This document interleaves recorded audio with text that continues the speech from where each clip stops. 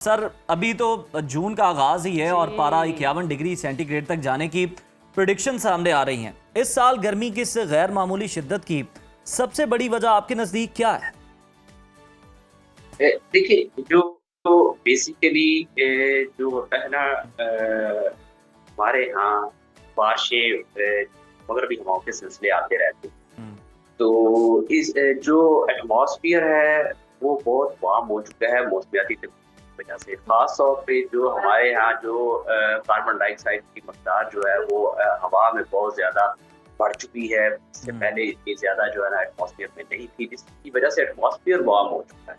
अब सही। थोड़ी सारी भी आपके पास कि आपको पता होगा कि पहले भी लाहौर में लू जैसी कैफियत आपके पास मई और जून में हुआ करती ठीक है। है। लेकिन आपको अब महसूस क्यों ज़्यादा हो रही है? क्योंकि एटमॉस्फेयर बहुत वार्म हो चुका है। जब विंड चलती है, हवा चलती है, तो वो ज़्यादा वार्म होती है थोड़ी देर के लिए। सही। हम्म, सही। अच्छा इरफान साहब, अगर कराची की हम बात करें, जैसे साहिली शहर में पारा 45 डिग्री बताया गया है, लेकिन एहसास 50 डिग्री से ऊपर महसूस हो रहा है। कराची के शहरियों के लिए अगले 4-5 दिन कितने खतरनाक हैं?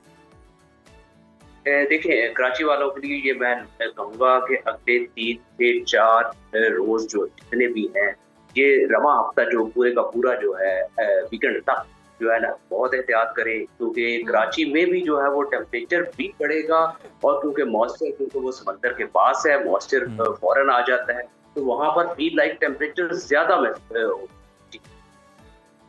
सही। अच्छा इरफान साहब, दुनिया भर में अगर हम देखें तो जो माहिरीन मौसमियात हैं वो क्लाइमेट चेंज को शदीद गर्मी की लहरों की बड़ी वजह करार देते हैं। पाकिस्तान में जो मौजूदा हीट वेव है, आपको किस हद तक आप समझते हैं कि ये क्लाइमेट चेंज से एसोसिएट है? क्या इस हीट वेव के दौरान मजीद कोई गर्द आलूद हवाएं और मिट्टी के शदीद तूफान भी मुतवक्के हैं? देखिए जो पाकिस्तान ज़ाहिरी बात है जो मौसम है उसकी कोई हदूद नहीं होती, कोई सरहद नहीं।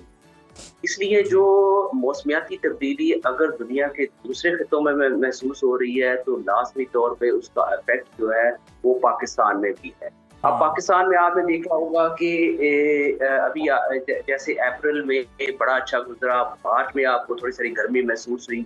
इसके अलावा जैसे मई है, मई का कुछ दिन जो है ना बहुत अच्छे गुज़रे, कुछ दिनों में बहुत गर्मी हुई। तो हम्म। अभी जब आगाज़ हुआ जून का तो बहुत प्लेज़ेंट था और यकदम गर्मी आ गई।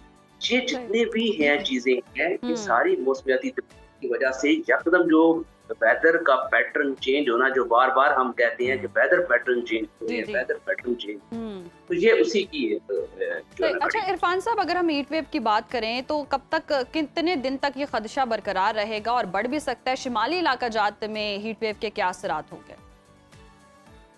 देखिए ये जो हीट वेव होगी ये रवां हफ्ते जारी रहेगी। अच्छा। वीकेंड पे हम एक्सपेक्ट कर रहे हैं कि जो है कोई एक वेदर सिस्टम पाकिस्तान में दाखिल होगा जो इस हीट वेव को ब्रेक करेगा। और ये हम्म। इंटेंस हीट वेव जब होगी, तो इंटेंस हीट वेव के दौरान मुख्तलिफ जगहों पे डस्ट स्टॉर्म वगैरह, खास तौर पे जी। जो जनूबी इलाके हैं हम्म। वहाँ पर डस्ट स्टॉर्म भी आ सकता है। अगर शुमाली इलाका जात की बात करें, तो हम्म। ये हीट वेव के दौरान शुमाली इलाका जात में भी सही। टेम्परेचर बढ़ेंगे नॉर्मल हम्म। से ज़्यादा।